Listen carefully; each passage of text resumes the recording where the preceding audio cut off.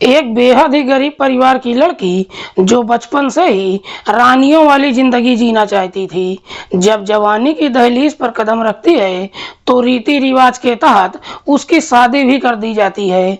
लेकिन शादी के बाद भी जब उसके सपने पूरे नहीं हो पाते हैं तो अपने सपनों को पूरा करने के लिए एक ऐसे सफर पर निकल पड़ती है कि जिसकी वजह से एक नहीं बल्कि न जाने कितने लोगों की जिंदगियां भी तबाह कर जाती है। वाकई में दोस्तों, आज की जो कहानी है ये आपको भी सोचने और समझने पर मजबूर कर देने वाली है कि लोग अपने सपनों को पूरा करने के लिए न जाने कैसा कैसा दिमाग लगा देते हैं। नमस्कार, प्रणाम। मैं आपका भाई, आपका दोस्त अभय, और आप देख रहे हैं द कीप क्राइम। दोस्तों, आज की जो सच्ची कहानी मैं आपको सुनाने जा रहा हूँ ये सच्ची कहानी है उत्तर प्रदेश के गोरखपुर शहर की। गोरखपुर का एक थाना पड़ता है खोराबार। बात कर रहा हूँ मैं 21 दिसंबर की रात के लगभग 9 बजे के आसपास की। दरअसल इसी खोराबार थाने के अंतर्गत कुसमही जंगल के वन दरोगा राकेश कुमार जब अपनी ड्यूटी खत्म करके जंगल के रास्ते से अपने घर जा रहे थे तो देखते हैं कि सड़क किनारे एक महिला का डेड बॉडी पड़ा हुआ है। राकेश कुमार जब उस डेड बॉडी को देखते हैं, इस बात की सूचना खोराबार थाने में देते हैं।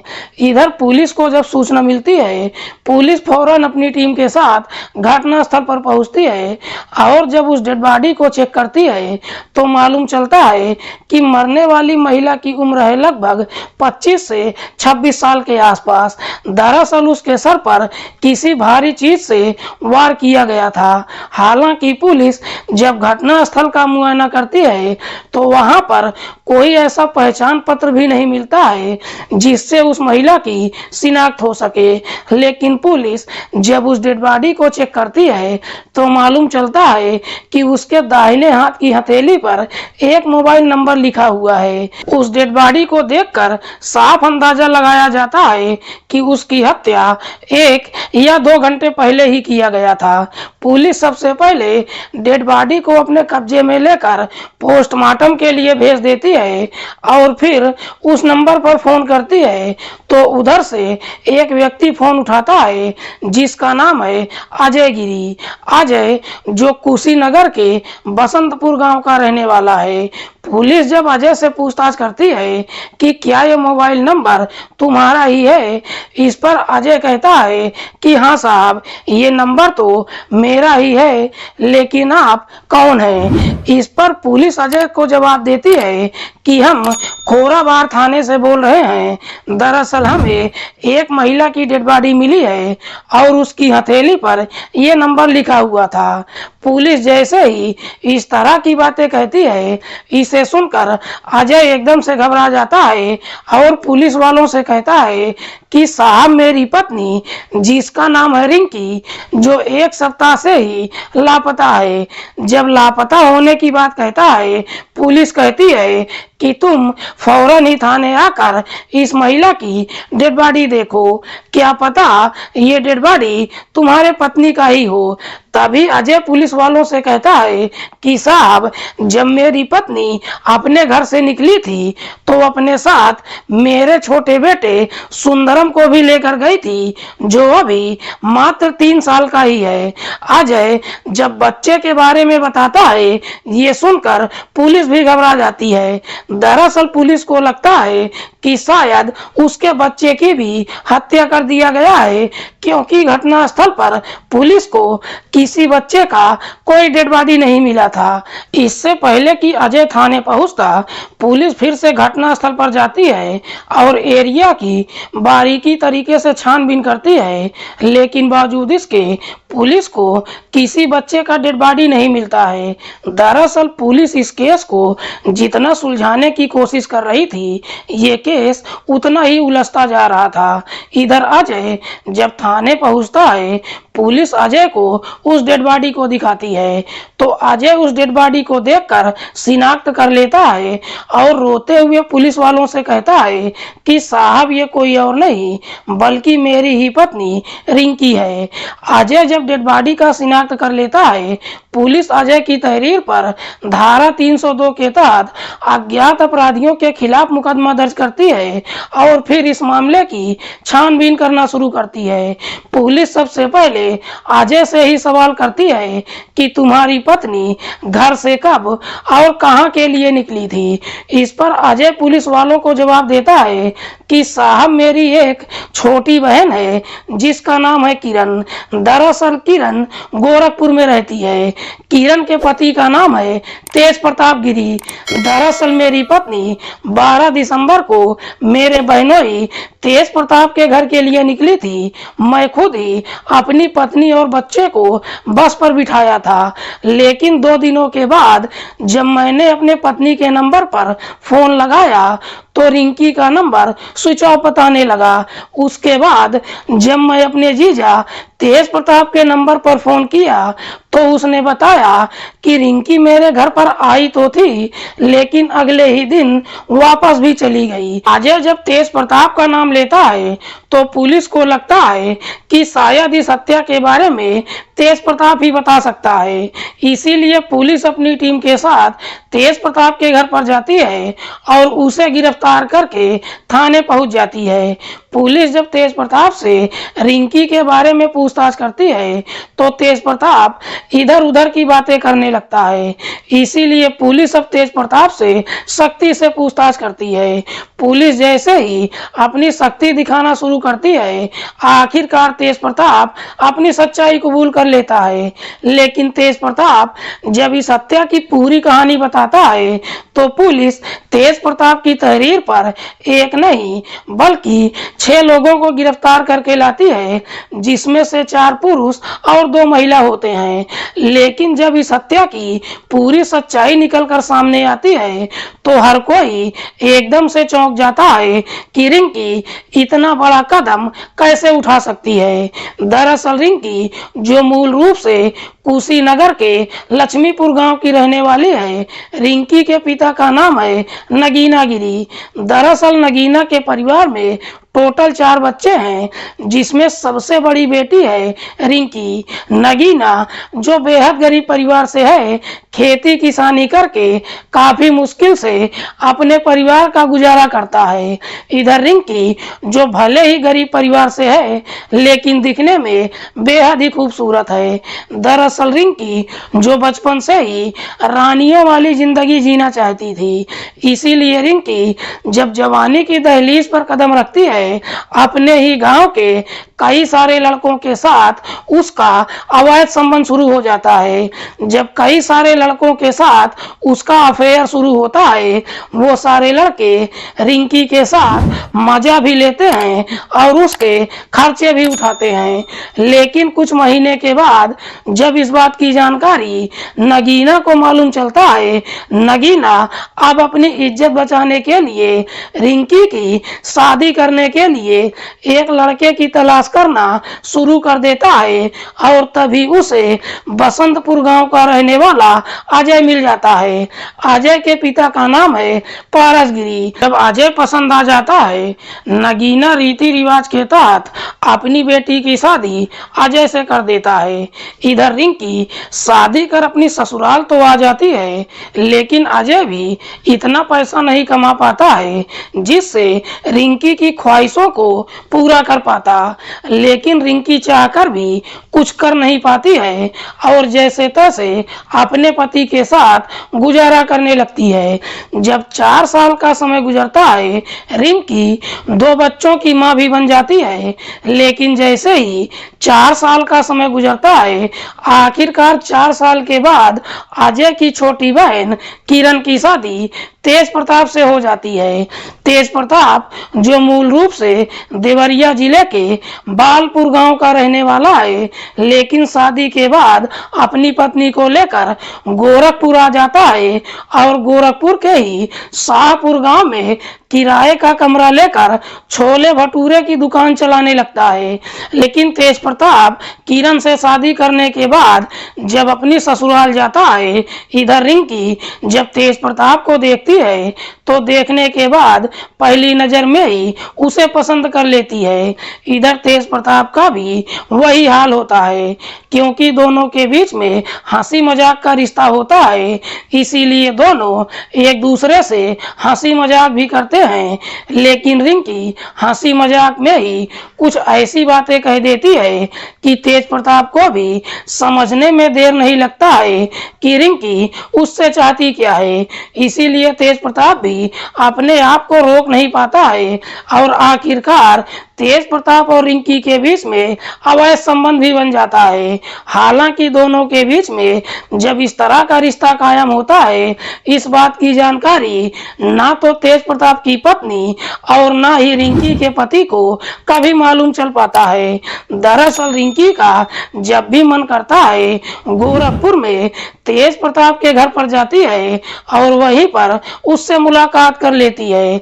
इधर तेज प्रताप जिस इलाके में रहता है, उसी इलाके के रहने वाले दो लड़कों के साथ उसकी गहरी दोस्ती हो जाती है, जिसमें से एक है संदीप पाल और दूसरा है बबलू पाल। दरअसल संदीप और बबलू से तेज प्रताप की इतनी गहरी दोस्ती हो जाती है कि अक्सर इन दोनों के घर भी जाने लगता है। संदीप की मां का नाम है रेखा पाल। दरअसल रेखा एक ऐसी औरत है जिससे इलाके के लोग काफी परेशान हैं, क्योंकि रेखा अपने ही घर के अंदर एक सेक्स रैकेट चलाती है और उसकी कई सारे बड़े लोगों से जान पहचान भी है। इसी वजह से इलाके में किसी की इतनी हिम्मत नहीं हो पाती है कि वो इसका विरोध करे। इधर एक दिन रेखा जब तेज प्रताप से मुलाकात करने के लिए उसके घर पर जाती है, उसी वक्त रिंकी भी वहां पहुंच जाती है। रेखा तेज प्रताप के घर पर ही जब रिंकी से थोड़ी देर बातचीत करती है तो रेखा को भी समझने में देर नहीं लगता है कि रिंकी उसके काम की औरत है।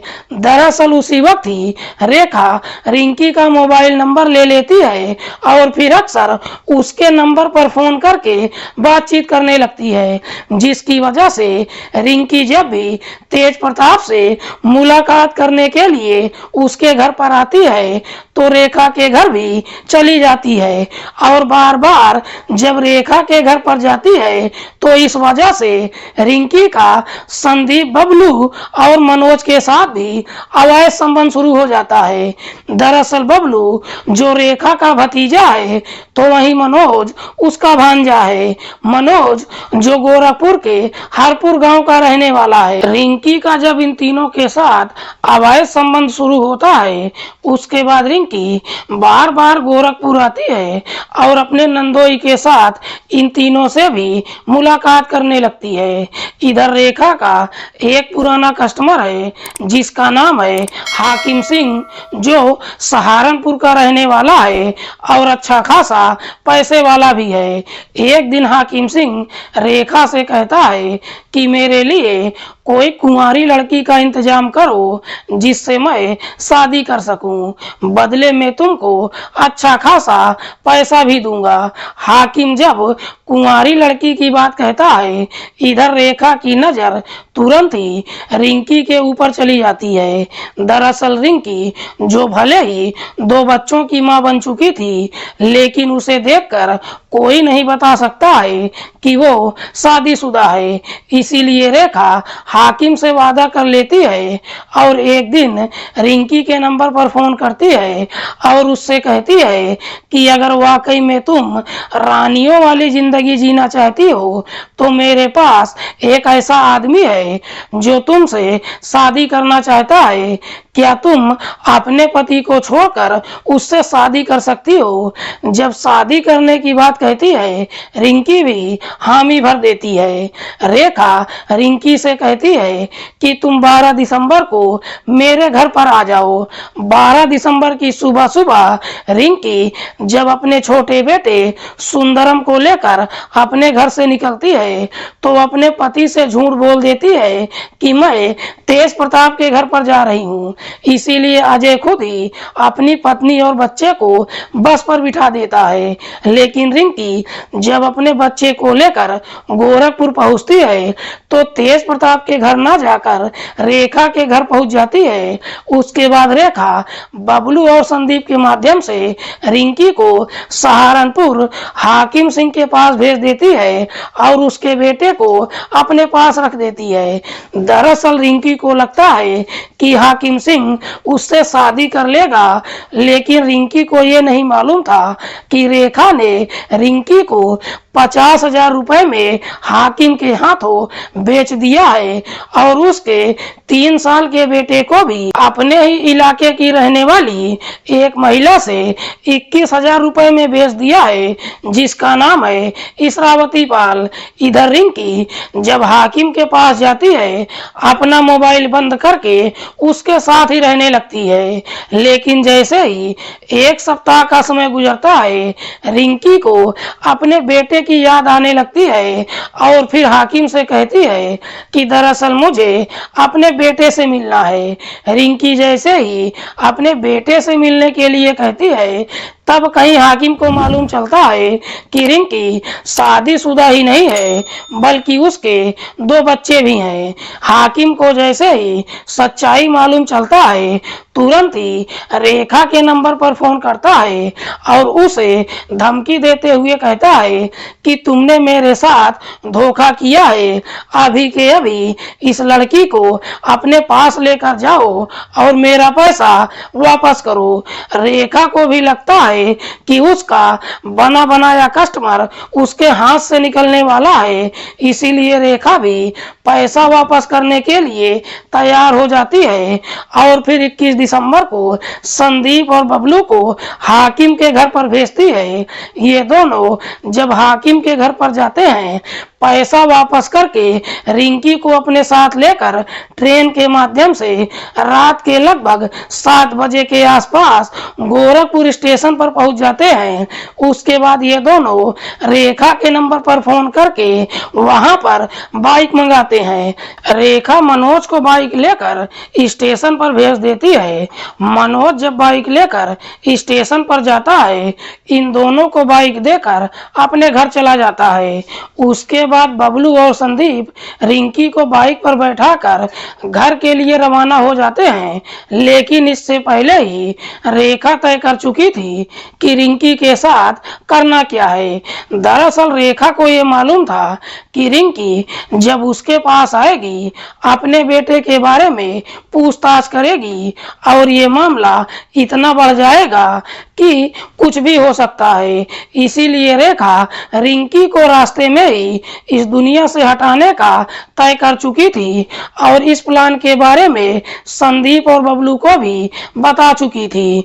इधर बबलू और संदीप जब रिंकी को लेकर घर के लिए निकलते हैं तो रास्ते में ही बबलू रिंकी से कहता है कि तुम्हें घबराने की कोई जरूरत नहीं है, मैं आज ही रास्ते में मंदिर में चलकर तुमसे शादी कर लूंगा। रिंकी भी उस पर भरोसा कर लेती है।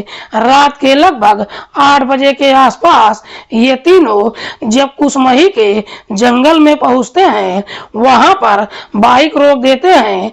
बबलू रिंकी से कहता है कि बगल में ही एक मंदिर है, हम वहीं चलकर शादी कर लेते हैं। लेकिन ये दोनों जब बाइक को रोकते हैं रिंकी को एहसास हो जाता है कि उसके साथ कुछ गलत होने वाला है। इसीलिए रिंकी वहां से भागने की कोशिश करती है, लेकिन इससे पहले कि वहां से भाग पाती बबलू अपने पास से 315 बोर का एक तमंचा निकालता है और उसके बट से रिंकी के सर पर इतने जोर से वार कर देता है कि रिंकी गंभीर अवस्था में वहीं पर गिर जाती है। उसके बाद ये दोनों अपना पैर रिंकी के सीने पर रख देते हैं और इतने जोर से दबाते हैं कि रिंकी की घटना स्थल पर ही मौत हो जाती है। जब रिंकी की मौत हो जाती है ये दोनों बाइक लेकर मौके से फरार हो जाते हैं। हालांकि ये दोनों जब रिंकी की हत्या करते हैं इस बात की जानकारी रिंकी के नंदोई तेज प्रताप को भी मालूम चल जाता है। लेकिन अजय जब तेज प्रताप से अपनी पत्नी के बारे में पूछताछ करता है तो सारी सच्चाई जानने के बावजूद भी तेज प्रताप अजय को कुछ नहीं बताता है। वाकई में तेज प्रताप जब ये पूरी कहानी पुलिस को बताता है, पुलिस सबसे पहले इसरावती के घर पर जाती है और वहां से अजय के 3 साल के बेटे को सही सलामत बरामद कर लेती है। उसके बाद इन सारे आरोपियों को अपनी हिरासत में लेकर इन पर गंभीर धाराओं में मुकदमा दर्ज करके जेल भेज देती है। दोस्तों, इस पूरी घटना के बारे में आप क्या सोचते हैं? आप अपनी राय कमेंट बॉक्स में हमको जरूर दीजिएगा।